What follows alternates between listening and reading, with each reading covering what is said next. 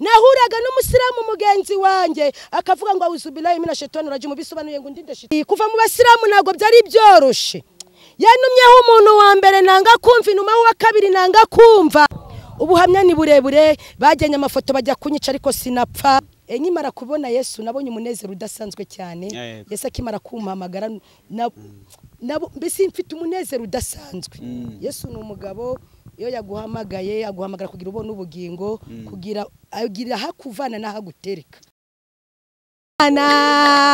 yewe n'umugabo nanjye ndamwemera yewe n'umugabo nanjye ndamwemera haleluya Yesu yamamare bazina yanjye ni Nyirabuhoro Zuwena datamaze kumamagara nyita Esteri Yesu ashimwe cyane haleluya anyita Esteri kuva mu basiramu nago byari byoroshe yanumyeho umuntu wa mbere nanga kumva inuma wa kabiri nanga kumva Yesu anumaho umuntu wa gatatu Yesu umuntu wa gatatu ari kumbwa ngo wanze kumva Yesu ni wowe ururutse kukwisangira Yesu yamamare Yesu yansanze muri sero saa 11 za mukagoroba ngiye kubona mbona ijisho ku kibambazi ijo jisho ryari rinkarihanye cyane rindeba n'ubukariye bwinshi cyane numva umusatsi umwe umutatsi umvuyeho Yesu nashimwe hashize umwanya ndapfukama narumvaga ati ngo abarokore babona ijisho ry'Imana kandi icyo gihe nabonaga ari ijisho gikiyewe ry'Imana naciye bugufi ndavuga ati data mbabarira ibyadanyi byose nagize ute nakoze haleluya Yesu rero yahise agira ute yewe yarambabariye ngiye kubona mbona ryajisho ryandi banagubukari herisubiyeyo ngiye kubona mbona riragarutse rindeba ni muhwe nyinshi cyane ndavuga bure ariko riri kundeba ni muhwe bura datagize ute yewe arambabariye haleluya Yesu nashimwe amen Yesu yamamare ndangije menya ko Yesu ambabariye mbonye riri kundeba ni muhwe ni nyinshi cyane ngira ubwoba bwinshi cyane hano nari nicaye haleluya Yesu nashimye ndikugira ubwoba bwinshi cyane mugiye nsatiriye umuryango ngeze ku muryango mbona imirabyi birigize ute irakubise ndavuga siravuze ngo ninde ngano ndapfa cyangwa ngira ubwoba haleluya amen ndangije nguma kuri uwo muryango mbona umumama aratambutse uwo mumama amaze gutambuka haleluya Yesu nashimwe amaze gutambuka ndamubwira mubyeyi ngo nangubwire musobanurira ibyo mbonye nguko namwe maze kugira ute kubasobanurira arangije aravuga ati mwene data ati Imana iragukunda twe twabivukiyemo nago twe twagirwa ubuntu bwo kubona ijisho gikiyewe ry'Imana none uraribonye Imana igufiteho ikiyewe umugambi ijambo Yesu yambwiye ari kumamagara yarambwiye mwana wanjye ngiye kuzagukoresha bazavuga ngo ni ibintu ukoreraho kandi nabyo uzatuze nzabana nawe kandi ugiye kunyura mu bikomeye uko uzanyura mu bikomeye niko nza gukoresha ibikomeye icyo yanshakiraga rero ubu ngubu ari kugikora dukomere Imana amashi haleluya Yesu ni yamamare Yesu ndamukunda cyane hahandi umuntu ategereje ngo nihura sebera nihaze kagutabarira haleluya nago byarekeye abasiramu barampize baravuga ati uyu muntu tugomba kumwica musazi wanjye ati uyu muntu agomba kuvaho ariko Yesu kubera ko yaramfiteho umugambi aravuga ngo baho haleluya aravuga ngo baho nahuye n'urugamba rukomeye yawe nakubiswe n'ingoni ngubitwe ingoni ijana Imana irambwira ati ngo nemeye kwingoni zikugeraho tinabyemeye ati mwana wanjye ugiye kunyura mu bikomeye bazagukubita urukuzira ngewe uzatuze nzabana nawe bari bose bari kugukubita bazaza bace bugufi ubu niko bimeze ariko wakomera Imana amashi amen Yesu afite imbaraga kandi Yesu arakomeye arahambaye n'umunyembaraga haleluya icyo gihe byari ibintu bikomeye cyane ku buryo nahuraga n'umusiramu mugenzi wanjye akavuga ngo auzubillahi mina shaitani rajim bisobanuye ngo ndinde shitani yavumye ndavuga Yesu we none bari kunyita kuriya kuko iyo wabavuyemo ubu rutwa n'umuntu wagize ute wapfuye haleluya Yesu yamamare iyo wabavuye mu burutwa n'umuntu wapfuye ariko Yesu yagufiteho umugambi aravuga ngo baho ubu benshi bamaze gukizwa kubwo kumamagara Yesu yaramamagaye benshi bari gukizwa bari kuvayo reka Imana bakureyo ntugire ubwoba bwira mugenzi wawe ngo ntugire ubwoba ubuhamya ni burebure bagenye amafoto bajya kunyica ariko sinapfa haleluya yewe bajyana amazi kugira mpfe sinapfa inguba barazohereza sinapfa bazohereza bagasanga abamarayika baranyikije haleluya gira mugenzi wawe ntugire ubwoba n'ubuhamya burebure cyane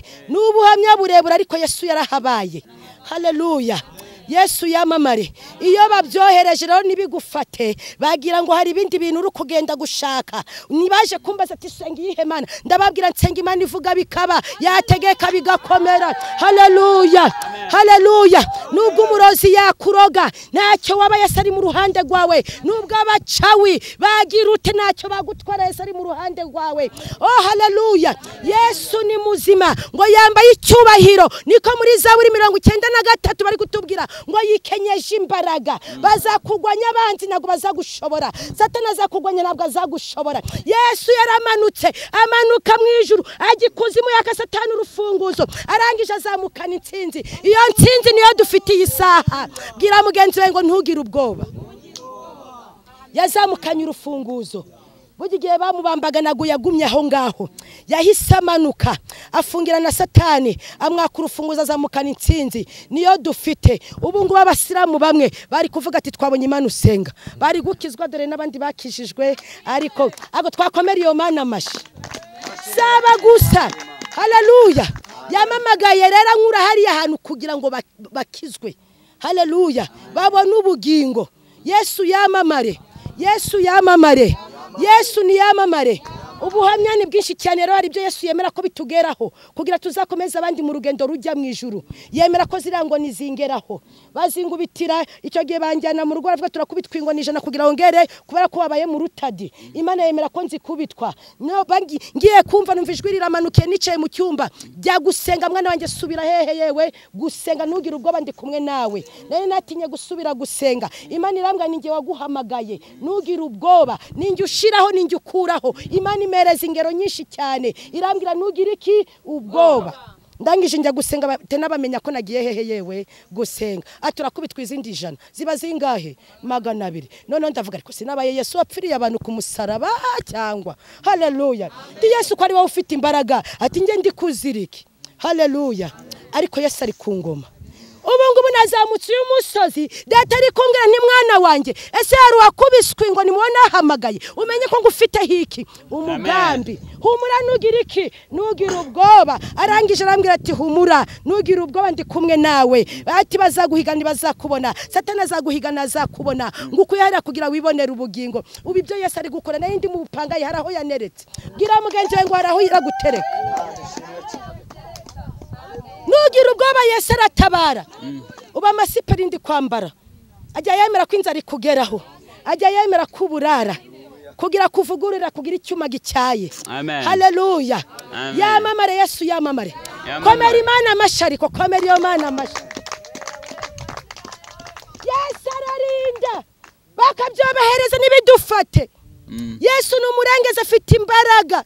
Yarahabaye mu bihe bikomeye. Bazi ngura rarupfuye ntupfe bakagutega. Umva soma mu byahishuwe. Yamamare. Yamamare Yesu yamamare. Yamamare Yesu yamamare. Haleluya. 11 umurongo wa 5. Wa 5 ni mwumva ukuntu Uwiteka Imana ivugana natwe. Yego. Kandi iyo umuntu ashatse kubagirira nabi akashaka kukugirira nabi usenga Imana, agashaka kukugirira nabi wuriye uyu musozi, agashaka kukugirira nabi. Haleluya. Uhora kukarago wubaha Yesu. Umva umuriro ubava umuriro ubava mu kanwa abakozi b'Imana. Uragenda ukotsa ababanzi bawe babacawi. Komera Imana amashi. Yego. Kandi nihagira umuntu ushaka kubagirira nabi. Uko niko akwiriye kwicwa. Uko niko akwiriye kugira ute? Yicishijwe n'ijambo ry'iki ry'Imana. Bari abacawi twahawe imbaraga zo kubicisha ijambo ry'iki ry'Imana. Komera iyo Mana amashi. Haleluya. Komeza. Abakozi b'Imana bafite ubushobozi bwo gukinga ijuru. Mugira uri hano muri ubu butayu urimo mu buhanuzi. Yego. Komeza. Kugira ngo imvura itagwa mu minsi ngo mu minsi yo guhanura. komera Imana amashi.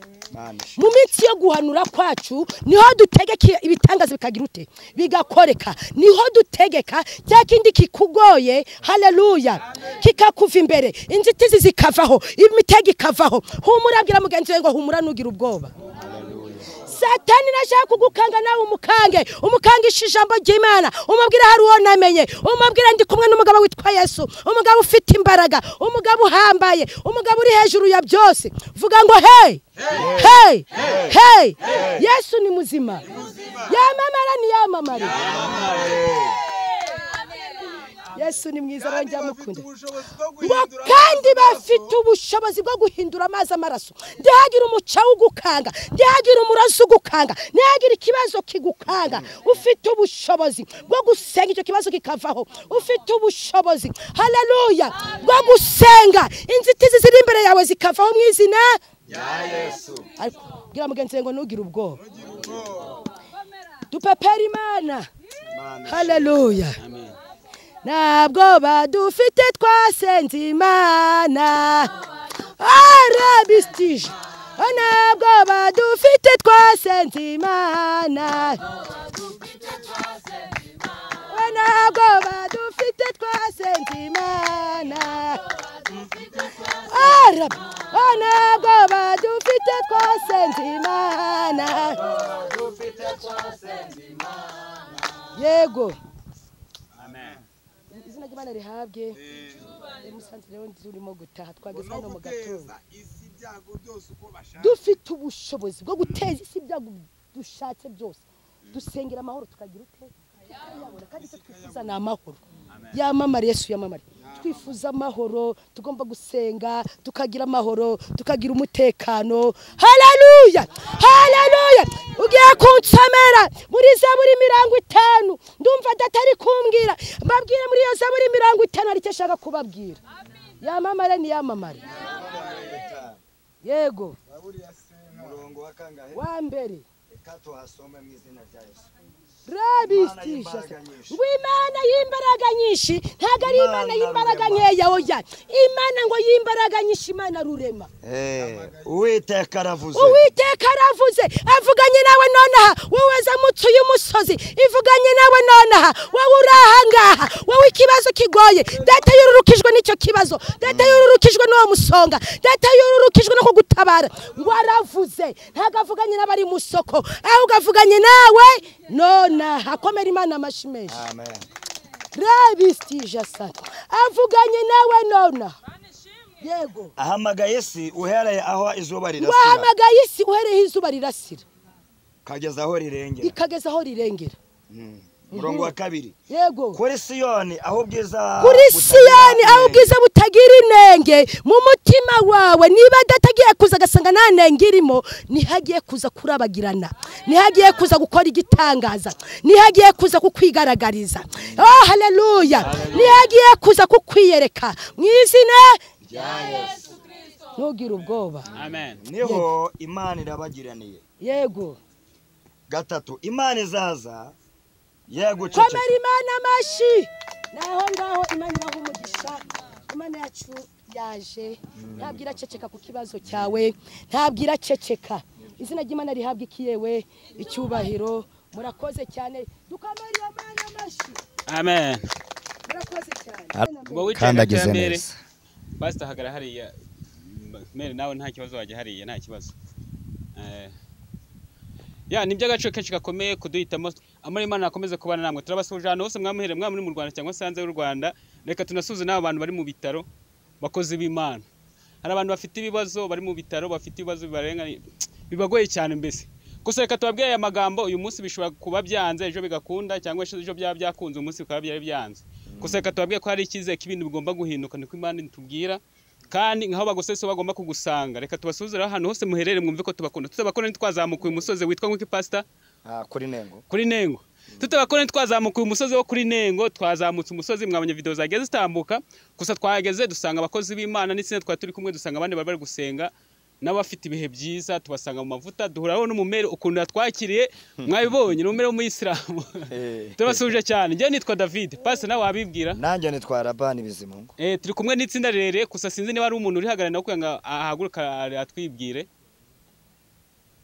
haleluya me mikrofone nta kibazo haleluya ni itsinda ry'abantu basenga Imana yego bafite ibyiringiro by'uko Imana ishobora byose ku buzima bw'abantu amen amen nta yindi mpamvu itumye twicara aha ngaha suko turi abanebwe suko tudakora dufite ubwenge twarize dufite ubushobozi bwo gukora no guhindura isi amen gusenga rero ntabwo ari uguseba ahubwo gusenga no kuhaza ibyiringiro byacu ku Mana yacu kugira ngo isi yose imenye yuko mu ijuru hari Imana kandi ibasha guhindura ibyo abantu badashobora guhindura.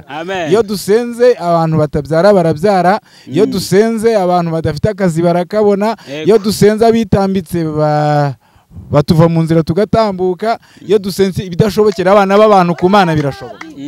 Iyo niyo ntego ituma dusenga. Imana yacu yabwa icyubahiro. Amen. Rero uyu nguyu ni wari wakirira itsinda rya rira aha ngaha sinzi niba yatwibwiye amazina. Nitwa Hakizimana Jean Marie Vianney. Yego. Ntago ndi umupastor ndi evangeliste. Yego. Kandi nazo izo nshingano Imana igize iduha. Hamwe n'ibyo mpamya neza yuko evangeliste atari umuntu usuzuguritse. Kandi buri mwanya wose Imana irawemera. Hari bamwe yabahamagaye kuba bashumba, abandi bagira kuba intumwa, abandi bagira kuba bigisha, abandi bagira kuba vuga butumwa. Rero inzego zose ziruzuzanya mu murimo w'Imana, nta mpamvu nimwe yo gushidikanya cyangwa se yo kwiyumva yuko tudashoboye. Turashoboye kandi turanashobotse. Amen. Rero nge nabakunze cyane nkibabaza ati nabafata video mukambwa kupfa kuba ari kwamamaza izina ry'Imana. Natwe niko kazi dukora ka buri munsi. Tuba dushaka mu bwoko bw'Imana bohoke kandi wenda n'ibindi biganiro dutambutsa ni ibiganiro byiza by'isa na mitima ariko bigendeye kuyoboka Mana. Murumva ko turimo mujyi umwe ntaho twibeshye. Rabani sibwo bwa mbere twuriye aha ngaha, ni gute kuzamuka ugasanga abandi bavandimwe bawe abakozi b'Imana, abantu b'Imana, abana b'Imana ukabasanga kuri uyu musozi n'intego ruzamukanye. Nge ibico binyigisha kandi ikindi binyereka ko Imana ikunzwe kandi ko Imana ikenewe kandi ko gusenga Imana ukayimenya bikakuzamura uyu musozi nda kindi kikuzanye uje gusenga binyereka ko Imana n'ubundi ifite ubushobozi. Amen. Ifite ububasha ku bana b'abantu yiremeye. Urakoze cyane. Amen. Ndagira ngo mpere uriya mupapa wambaye agashati karimo umukara n'umweru nawe mubaza akabazo gatoya. Uriya wicaye nyuma ya uriya muyobozi w'itsinda nahaguruke nta kibazo. Yesu nashimwe. Nahimbazwe. Ye muratangira mwitubwira amazina yanyu. Nitwa amazina yanjye ni Reverend Dr. Iradukunda Amoni. Guturuka mu Mutara. Guturuka mu Mutara. Yego. Aha. Karere ka Nyagatare. Birumvikana. Ubusanzwe twaje hano rero twaje hano gushaka Imana n'ahandi hose Imana ibihari ariko hari ahantu nyine haba hari amavuta aruta ayandi. Niyo mpamvu mwaje mukazamuka mudusanga hano natwe itsinda turi gusenga Imana turi guhamya Imana. Amen. Amen. Aha, urumva bavuye mu Mutara sinzi niba ari hutuye cyangwa se niba utuye hano hafi. Niho ntuye. I Mutara. Duhishusho kugira ngo uvi Mutara kuzanga se kuki byakuvunye ahanga wize ko raza kwabonera ibitangaza. So ntago twizeye ko ariho tubonera ibitangaza gusa. Hano hose umuntu yasengera agafashwa naje nanje gusura madamu yiga hano hakurya Igoma muri medecine ariko ndavuga ati reka nzamuke nze kuri uyu musozi. Umusozi ndawukunda, uyu musozi umuntu ugezeho umuntu arafashwa. Arafashwa haba amavuta yera haba abakozi b'Imana babasha gusenga Imana igakora imirimo n'ibitangaza. Amen. Amen. Gusa sinzi niba numvise neza numvisemo titre ya Dr. Kandi Dr. tuzi wariwe mu bintu bijyanye no kwiga abantu baba bakomeye kuba ufite iyo titre kandi tumenyeye ko abanyamasengesho bazamuka mu butayi ari babane tuba tuzi ko anigeze kuzamuka ku musozi wanabirambiwe mpageze nsanga abanyamasengesho bose bahari twese tuhari mbese nyine dukeneye kuboko kw'Imana ntako tubayo kuko ndibuka n'icyo gihe bavuze ati reka twese turababaye ariko reka dushyire itsinda dushyire umuntu umwe basi tugira ikintu tumukore ariko kuko iyo titre uriho kuza aha ngaha niki wabwira abantu bafite amatitre nka yawe? Nahoze mutaragera aha ngaha nahoze mbwira abantu twari turi kumwe. Yego. Ntago wasenga injiji nta nubwo wasenga abakene. Yego. Ahubwo umuntu wese uko ashaka Imana arasenga. Amen. Kandi abadogiteri barasenga, abaganga barasenga, abajenerali barasenga, abakoroneri barasenga, buri muntu wese uko yagurutse azi Imana ye arasenga. Rero kuba nitwa ngo ni umuganga ntago bimbuza kujya ku musozi, kuko n'ubundi icyo namenye ngomba kugihamya. Rero abo bantu bakomeye, amajenerali, abafite dogitora, abo bose ikirejura byose ni Imana. Kandi Imana ni iduhereza ibyo byose. Amen. Amen. Bakunzi bacu ko tubakunda, murumva kuntu ibintu bimeza. Akenshi twa tumenyera ko abantu bazamuka ku musozi ari abantu bakeneye ukuboko kw'Imana, ariko burya hari ikintu bamaze gusobanukirwa cyo buri wese aribwa n'umusonga we. Buri wese aribwa n'umusonga. Waba uri dogita, waba uri koroneri, ufite umusonga wawe. Nicyo kintu tukemeranyaho. Ndagira ngo umpere uyu mumere w'umuyisilamu. Amen. Amen. Muraho mbere. Sinzi neza niba wavuze amazina yawe neza cyangwa uduha ubuhamya. Ahubwo hari igihe mba nasaraye kubera umurimo w'Imana, ariko dataje kuduhemba. Watubwiye ubuhamya bwawe. Datazaduhemba, yaturemeye ubugingo, yamamagariye kugira nzabone ubugingo. Amen. Izina ry'Imana rihabwa icyubahiro. Ni groupe mwadusanzemo, hari abo twahuriye ahangaha basanga ndimo kuyobora, tuvuga Imana. Amen. Iyo ndi kuvuga Imana rero numva nezerewe. Nkimara kubona Yesu nabonye umunezero udasanzwe cyane. Yesu akimara kumpamagara mbese mfite umunezero udasanzwe. Yesu ni umugabo, iyo yaguhamagaye aguhamagara kugira ubone ubugingo, kugira agira hakuvana n'ahagutereka. Yesu yamamare. Imana ishimwe rero kandi habwa icyubahiro. Amazina yanjye ni Nyirabuhoro Zuwena. Witeka Imana maze kumamagara anyita Esteri. Amen. Haleluya. Yesu ashimwe cyane. Ntabwo ari nge wikuyeyo rero, niwe wururutse we wenyine, ankura mwabari abasilamu. Yego. Haleluya. Amen. Ngewe ngufite ikibazo kimwe cyangwa bibiri. Yego. Gusa nyine gukurikira Yesu ntabwo ari ibintu byoroshye. Yego. Nibyo bintu njya mbwira abantu nk'uburyo twazamutse umusozi nka hano. Yego. Nge Pastor Abiza akenshi nzamutse imisozi mva ndwaye. Nazamukanye n'umugabo hari baturutse mu Burundi, namubwira ati Imana imfashe sindwara, kuba atari Imana ihemba. Ntago nagombye kuba nazamutse umusozi, kuko ndibuka nazamutse umusozi wa Rubavejo bundi ngeze mu rugo ndwaye by'umweru bibiri. Kusa bave mu Abayisilamu sinzi ntago bemeranya na Yesu. Wowe wiyemeza kuza gukurikira umugabo Yesu. Yego. Harimo ibicantege byinshi. Yego. Araho umuntu agiye akavuga ati si ibi bintu ndimo ni ibiki. Yesu ni mwiza. Uragira ngo wewe mu rugendo rwo gukurikira Yesu wavuze ubuhamya bwa ntago tubusamo kuno wavuye mu Bayisilamu niki, ariko njye ndashaka kubaza ikibazo kimwe. Niki kintu gishobora kuba cyaguca intege cyangwa se cyagize cyabasha kugusubiza inyuma ukavuga ati Mana imbaraga zinkomeza gukurikira Yesu? Izo mbaraga rero tuzihabwa n'umwami Yesu. Ugiye aguhamagaye akaba ari wowe ururuka we wenyine abagufiteho umugambi. Yankuye yo kugira nzamukorere icyo nshakiraga rero, icyo ari kungoresha ubu ni uri kunyobora, naramubwiye nyobora uko ushaka. Nukuva nta kintu cigeze kiguca imbaraga. Imbaraga rero byo kuca umuntu intege ntago bibura. Kuko uru rugendo rurimo amahwa, imisumari n'imisonga.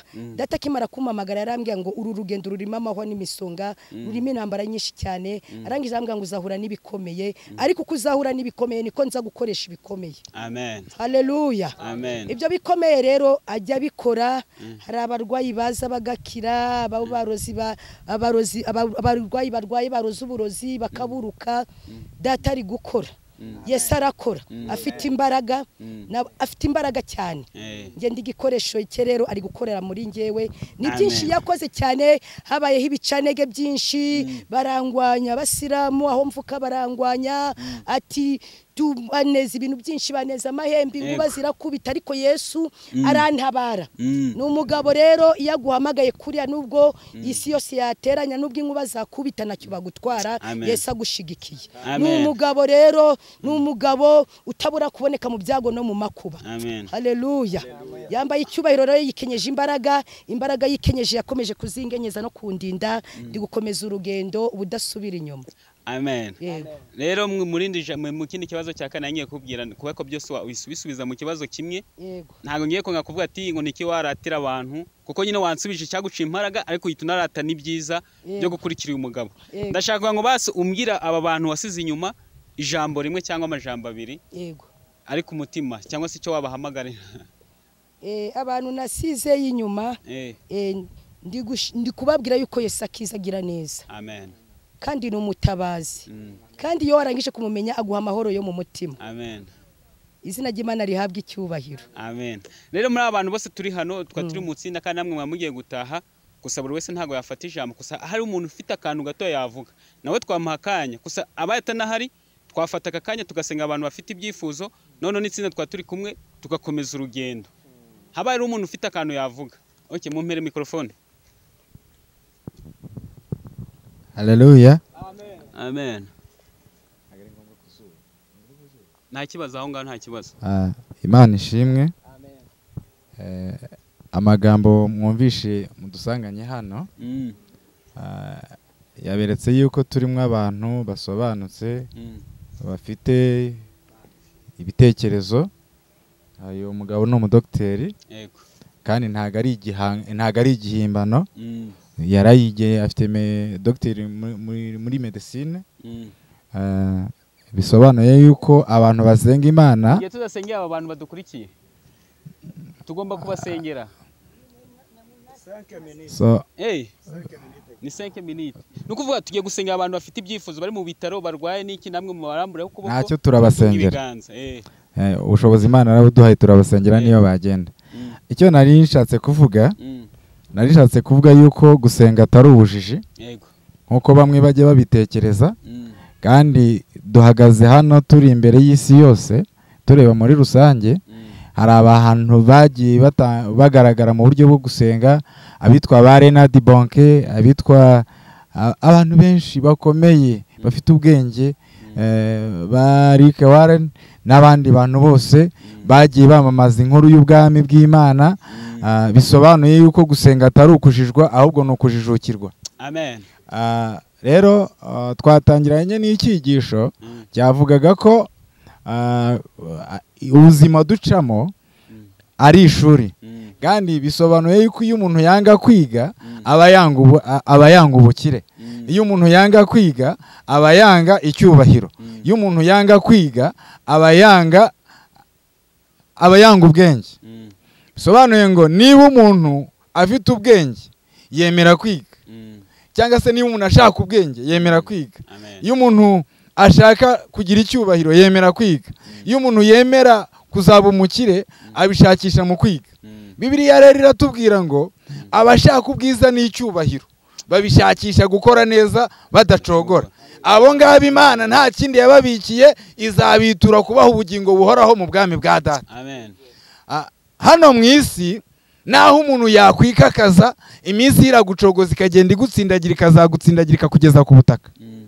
Naho waba uri hejuru cyane, umuntu uri hejuru cyane aba afite ibyago byo kuzahanuka cyane, ariko umuntu uri hasi aba afite amahirwe maremare yo kuzazamuka akagera hejuru cyane. Niyo mpamvu gusenga kose bidusaba kugira ubwenge no guca bugufi kugira ngo Imana yacu tuzamure. So rero ntabwo nasoza n'abahaye icyanditswe narindimo nshaka kubwiriza rino teraniro. Icyambere mu butayu. Iyo turi mu butayu, iyo turi ku musozi nk'ahangaha ni izina abantu babyise ngo ni mu butayu. Ntago turi mu butayu ahubwo turi ku misozi. Twebwe muri Afurika dufite ikintu kiruta ibindi bintu. Ubutayu buri hano muri Afurika munsi y'umurongo wa Sahara buba ahantu hakeya. Hano iwacu mu Rwanda ni mu rw'imisozi igihumbi. Ikintu turusha abanyaburayi ndetse n'abandi bantu, tugira imisozi myiza, imisozi ibaho ubwiza nyaburanga butandukanye. Tugira amahumbezi y'uburyo bwose. Ubuzima bw'umunyarwanda buratunganye kuko Imana yaduteretse ahantu ho mu isi haruta ahandi hantu. Ntekereza ko hashobora kuba haruta ahandi hantu mu isi. Icyambere tugira iki ni ikiyaga cya Kivu kiri inyuma yacu. Ino misozi hano n'uruhererekane rw'imisozi igihumbi uhereye kuri uriya musozi wa Muhungwe ukagenda muri Crete Zaire Nile. Ibyo byose bisobanuye yuko Imana yaturemye idukunda kandi idushyiraho kugira ngo tube ishuri ryo kwigisha abandi bantu badasobanukiwe iby'ubumenyi bwo gushaka kumenya Imana. Amen. Icyanditswe rero nari mfite cyanditse muri Yesaya ibice 6 umurongo waho wa mbere. Ibice 6 umurongo waho wa mbere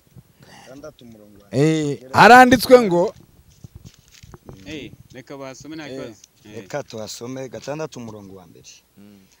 haragira ati mu mwaka umwami Uziya yatanzemo nabonye umwami Imana yicaye ku ndebe y'ubwami ndende ishyizwe hejuru igishura cyayo gikwira urusengero abaserafi bari bahagaze hejuru yayo umuserafi wese afite amababa 6 abiri yayatwikirizaga mu maso he ayandi abiri yayatwikirizaga ibirenge bye ayandi abiri yarayagurukishaga umwe avuga ijwi rirenga abwira mugenzi we asingiza ati Uwiteka Nyiringabo urera urera isi yose yuzuye icubahiro cye. Amen. Haleluya. Amen. Aya magambo yakoreshejwe n'umuhanuzi witwa Yesaya. Muri iyi minsi abantu bakunze gusuzugura abantu bitwa abahanuzi, abandi bakagerageza kubyihingamo ngo bitwa abahanuzi atari abahanuzi. Ariko uyu muhanuzi witwa Yesaya ni umwe mu bahanuzi Bibiliya yita ko ari abahanuzi bakuru. Amen. Yahanuye amagambo rero avuga ku by'umwami witwaga Uziya wari warigometse ukingiriza abantu kugira ngo batabona Imana.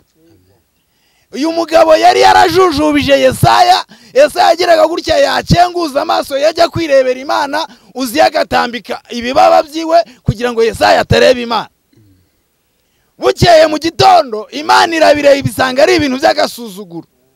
Iravuga ngo kugira ngo umuntu umwe azabuze abandi bantu kubona imigisha iva mu kiganza cyanjye, icyaba cyiza nuko nareka Uziya akagira gute agacaho. Amaze gucaho rero Uziya aratambuka, amaze gutambuka Yesaya amaso yahita abona Imana direct, adaciye ku wundi muntu, adaciye ku bapfumu, adaciye ku bakonikoni, adaciye mbese Imana y'ubwayo yashatse guhorera Yesaya ku mwanzi we. Aya magambo ndi kuvuga ni amagambo akarishye, ariko ashaka kutwereka neza yuko Imana yacu itanegurizwa izuru. Imana yacu ntabwo ireba ibikomeye, ahubwo ibona ibikomeye nk'ibyoroshye. Igihe Uziya yari yarigize ikimana ku musozi, yarigize ikidahangarwa, Imana yo yavuze yuko igomba kuzigacishaho Uziya agatambuka. Amen. Uziya dufite muri iyi minsi rero si umwana w'umuntu tureba, ahubwo Uziya tuvuga ni umuntu wari we wese wabasha kwitambika kugira ngo iby'Imana yakuvuzeho cyangwa ibyo ishaka kugukorera bitagerwaho. Uratubwiye ngo dushakije ukuntu twakwingingira abantu bari mu bitaro, dusengera abarwayi tutari kumwe nabo. Hari abantu barwariye muri CHK Kigali, hari abantu barwariye muri Kenya mu bitaro bya Mama Rusi, hari abantu barwariye muri Kenya mu bitaro bitandukanye, hari abarwariye za Canada, hari abarwariye mu Bubiligi, hari abarwariye muri Amerika. Abantu barwaye mu buryo butandukanye, ariko izo ndwara barwaye twazigereranya na Uziya kuko zibabuza kubona Imana. Umwanditsi w'igitabo cya Yakobo igice cya 1 umurongo wa 12 yanditse amagambo avuga ngo hahirwa umuntu wihanganira ibimugerageza kuko namara kwemerwa azahabwa ikamba ry'ubwiza. Amen. Arangije aravuga ngo umuntu niyoshywa ntakavuga ngo ni Imana imwoheje, ahubwo Imana yacu ni ikiranirwa, nta nubwo yoshywa n'ibintu igira n'umuntu yabyohesha. Uziya dushaka kuvuga muri aya masaha ni umurozi uraga ubuzima bw'umuntu.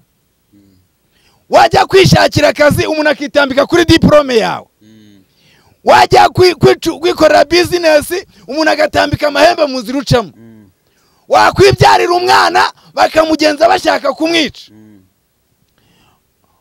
wakwipuraningira porogaramu iyo ari yo yose wapuraninze ugasanga irimo umuntu warashaka kugira gute kuyimugaza kugira ngo udatere imbere cyangwa ugere ku kintu wifuza.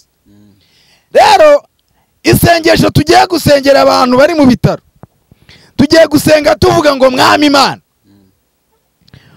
Uziya witambitse bano barwayi kugira ngo batabona Imana, aceho ariko imana yacu yamamare. Amen. Haleluya. Amen. Uziya nta nubwo ari abarwayi bari mu bitaro turi busengere gusa, Abandi bafite ibibazo. turasengera n'abandi bantu bafite ingorane zitandukanye. Abantu bagerageje gushaka kubaka amazu, Uziya yarazisenya. Abandi bagerageza kwinjira mu mpano zabo, Uziya yarazisenya. Uziya ni umugome, Uziya ni umurozi, Uziya ni umucamanza mubi. Uziya ntabwo ajya yumva abaturage. Iyo umuntu atambukije ikirego mu rukiko, Uziya araritambika, bigatuma Imana yacu ibabara. Cyane cyane ko hano mu gihugu cyacu cy'u Rwanda dukunda nyakubahwa perezida wacu Paul Kagame. Amen.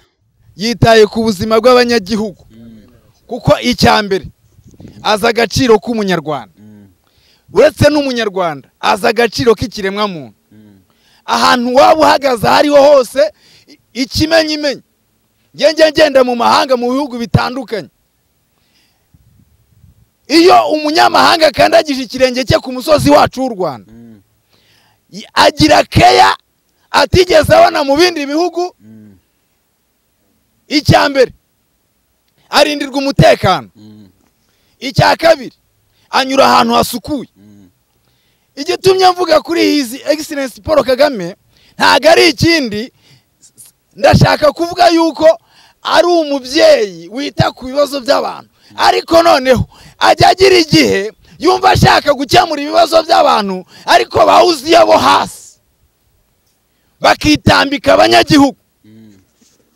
Ugasanga igihugu cyagutekerejeho ko kigomba kukugirira neza, ariko Uziya agaca mu nzira igihugu cyatondetse, yarangiza akabuza abantu amahirwe yabo kugira ngo batagera ku ntego zabo. Abo ngabo ushobora kubasanga mu kagari, ushobora kubasanga mu mudugudu, ushobora kubasanga mu karere, ushobora kubasanga mu ntara, ushobora kubasanga mu rukiko. Ni nayo mpamvu uyu muntu witwa Uziya ukuntu ari umugome, ajya agenda agahagarara mu rukiko, umuntu yifitiye dosiye ari kuburana, yarangiza akarushya imanza, akarushya inkiko, bigatuma inkiko zica urubanza nabi, kubera yuko wa muntu yaciye muri humye ubuyobozi cyangwa se inzego zashyizwe zishinzwe gukemura ibyo bibazo. Ugasanga umuturage arasiragira, bakamutega igihe perezida wa repubulika yiziye mu baturage. Rero hagati yanjye n'Imana mbishushanyije n'ubuzima bw'umuturage wo hasi n'urwego rwa perezidansi. Imana yacu idufashirize ubuzima bwacu, idufashirize mu cyiciro cy'ubuzima buri muntu wese ahagazemo. Ari ufite ubushobozi, hariho umuntu wize amashuri witambitswe na Uziya mubuza kubona akazi. Hariho umuntu ufite urubanza witambitswe na Uziya amubuza kurutsinda kandi afite ibimenyetso birutsinda. Hariho umuntu hano muri aba baturage turimo, n'aba baturage bari hano hose, hariho abaturage bari baremerewe inkunga n'ubuyobozi, ariko ba Uziya bagenda bitambika abaturage, bituma abaturage batagerwaho ku ntego zabo. Ndasenga rero kugira ngo Imana ibohoze ibintu Uziya yitambitse, idukurira Uziya mu nzira. Nimara kudukurira Uziya mu nzira, noneho tubashe kubona akaboko k'Imana, tubashe kubona imbaraga z'Imana, tubashe kubona urukundo rw'Imana, tubashe kubona ineza y'Imana. Ineza y'Imana yaca mu buyobozi bw'igihugu, ineza y'Imana yaca mu mbaraga zose zishoboka, ariko ineza y'Imana ikagaragarira buri muntu wese. Umwanzuro rero nagira ngo dufate umwanya wo gusenga, dufate umwanya wo gusenga. Abari mu bitaro hano kwa muganga, hano muri ibitaro bya Gisenyi, Imana yerekeze akaboko kayo ibakize, Ibakize. Imana irambura ukuboko kwayo ikujyane muri CHK, irambura ukuboko kwayo ikujyana mu bitaro by'umwami Faisal. Hari indwara zananiranye zidakira, Imana yacu irambura ukuboko kwayo mu bitaro biri hirya no hino muri Nairobi. Imana yacu irambura ukuboko kwayo hano hakurya mu gihugu cy'abaturanyi. Imana yacu irambura uko buriya hari n'abantu babuze uburyo bwo kugera kwa muganga. uzi ko umuntu ashobora kuba afite mitiweli agatinya kujya kwa muganga kubera ko adafite ibiceri 300 cyane rwose, agatinya akaryama akarambarara. Ariko ndashimira Imana yuko dufite ubutegetsi cyangwa ubuyobozi bwita ku buzima bw'umuturage. Imana yacu tugirire neza. Imana yacu turagushimye, turagushimye yuko turi imbere y'ubwiza bwawe, kandi turagushimye yuko urambuye ukuboko kwawe, ukurambuye ku buzima bwacu twebwe bari hano. Duhereye ku buzima bwacu twisengera, kandi dukurikije abo tutari kumwe data, abari bafite mu mitima yabo inzira z'igisiyoni, abantu bakubahaga bararembye. Umwanzi uzi atwitambitse imbere, atubuza gutera imbere, atubuza kubona Imana. Hari abantu babuza abandi gutera imbere, abo ngabo turabacyashye mu izina rya Yesu. Rimwe na rimwe bakabyitirira abadayimoni kandi ari abantu. Niyo mpamvu dutesheje agaciro imbaraga z'aba bantu mu izina rya Yesu Kristo w'i Nazareti. Imbaraga zawe Yesu zibita ubushobozi bwo gukiza abarwayi. Dusengeye abarwayi bari mu bitaro ngo bagirire neza, dusengeye n'abarwariye mu ngo, ababuze mitiweli n'abazifite, abo bose turabasengeye mu izina rya Yesu Kristo w'i Nazareti. Reka ubwiza bwawe data burabagiranira isi yose, abagabo n'abagore bakubona, abakobwa bakubone, abasore ndetse n'abana. Icyubahiro kibi cyawe. Urakoze data, turagushimye mu izina rya Yesu, amen. Murakoze cyane. Bari kuduhera umugisha.